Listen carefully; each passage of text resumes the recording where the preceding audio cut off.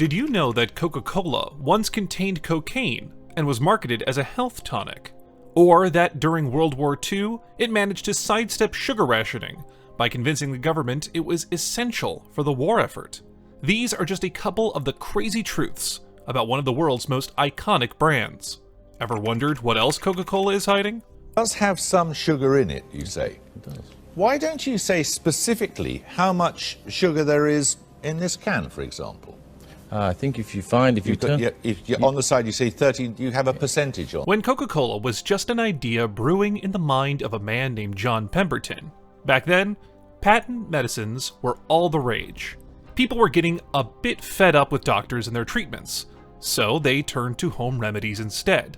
This was a golden opportunity for crafty entrepreneurs who started creating all sorts of potions and elixirs, claiming they could cure just about anything. The reality, though, was that most of these concoctions were not only ineffective, but also downright dangerous. Enter John Pemberton, a war veteran who had been seriously injured in battle, and subsequently became addicted to morphine, which was commonly used for pain relief at the time. Desperate to kick his addiction, he discovered a popular drink called Vin Mariani. This tonic was a blend of wine and cocaine, and was touted as a miracle cure for various ailments. Pemberton, a chemist by trade, was so impressed by this drink that he decided to create his own version, and thus French wine Coca was born, containing a mix of wine and cocaine, just like Vin Mariani.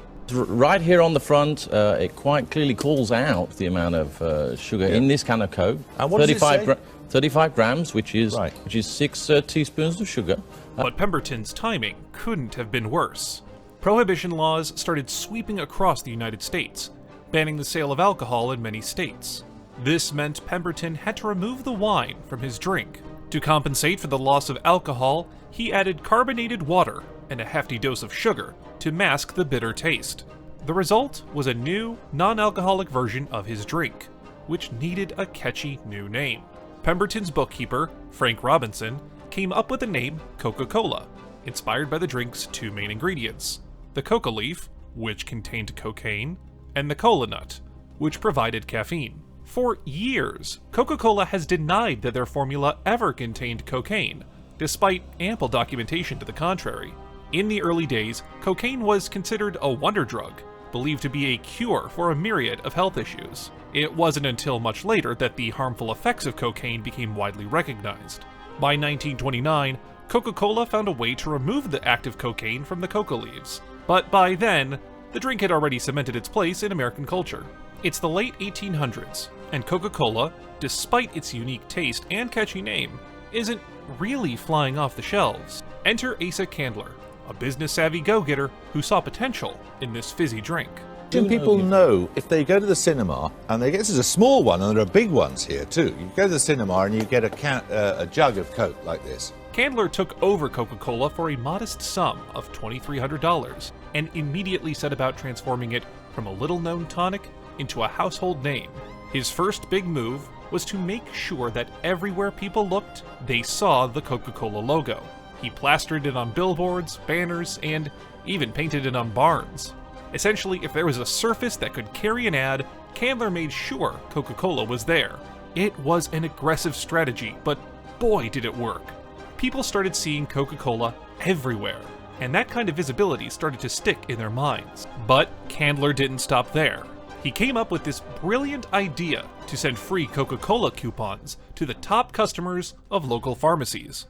Imagine receiving a coupon in the mail for a free drink. You'd probably go try it out, right? And that's exactly what happened. People redeemed their coupons, tried Coca-Cola, and many of them got hooked. This strategy turned casual sippers into loyal customers, and it was a game changer. But one of the most iconic marketing moves Coca-Cola ever made was linking itself with Santa Claus. Before Coca-Cola, Santa didn't have a standard look, but Coke's ads portrayed him as the jolly, red-suited character we all recognize today. Every Christmas, ads would show Santa enjoying a Coke, creating a strong connection between the holiday cheer and the brand. Kids saw these ads and grew up with the idea that Coke was as much a part of Christmas as the tree and the presents. Candler also capitalized on the sex sells tactic, a somewhat controversial but undeniably effective strategy. Coca-Cola girls, attractive women always seen with a Coke in hand, became a staple of their advertising. This tactic wasn't just about selling a drink, it was about selling an image and a lifestyle. It made Coca-Cola seem not just refreshing, but also glamorous and desirable. During World War II, sugar was heavily rationed. This was a big deal because sugar is a key ingredient in Coca-Cola. But here's where Coke's savvy lobbying skills came into play.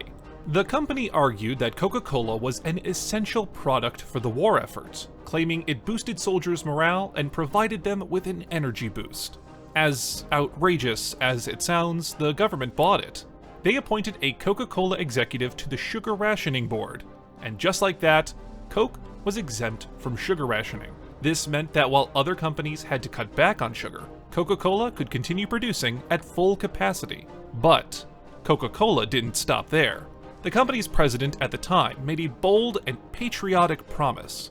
Every man in uniform would get a bottle of Coke for just 5 cents, no matter where they were in the world. This wasn't just a clever marketing ploy, it was a genius move that deeply ingrained Coke into the hearts of American soldiers. Imagine being far from home, in the thick of battle, and getting a taste of something so familiar and comforting. It was like a little piece of home in every bottle. During the war, Coca-Cola set up 64 bottling plants overseas. This was largely funded by the government under the guise of boosting soldier morale and spreading American influence. But the reality was that these bottling plants were strategically placed to help Coke expand its market. Soldiers would share their beloved Coke with locals, introducing the drink to new audiences all around the world. By the end of the war, Coca-Cola had planted its roots in countries across the globe, all thanks to the government's help.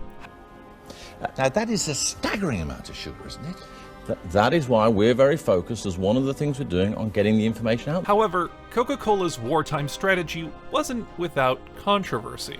While the company was boosting morale in the US, it was also busy in Nazi Germany. Coca-Cola executives in Germany distanced the brand from its American roots and even advertised alongside swastikas. When wartime restrictions cut off the supply of key ingredients to Germany, Coca-Cola's German head, Max Keith, concocted a new drink from local ingredients. This drink was named Fanta. It became immensely popular in Nazi Germany, and after the war, Coca-Cola reclaimed Fanta and turned it into a global brand. It's a dark chapter in Coca-Cola's history, showing how the company played both sides to protect and grow its market. Coca-Cola has long been linked to various health issues like obesity and diabetes. Studies have shown that even just one extra sugary soft drink a day can significantly increase the risk of these conditions.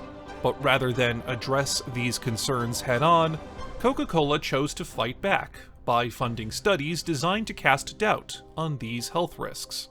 Unsurprisingly, many of these Coke-funded studies found that sugary drinks weren't so bad after all. They conveniently left out who funded the research, creating a smokescreen around the real dangers of excessive sugar consumption. On the environmental front, Coca-Cola has also been in hot water. In the late 1990s, there was a major contamination scandal in Belgium. Children fell ill after drinking Coca-Cola, leading to a massive recall. Similarly, in India, Coca-Cola was accused of contaminating groundwater with toxic sludge, which harmed local agriculture and livestock. Despite the company's assurances that the problem was fixed, independent tests continued to find pollutants. So, what are your thoughts on this? Let us know in the comments below.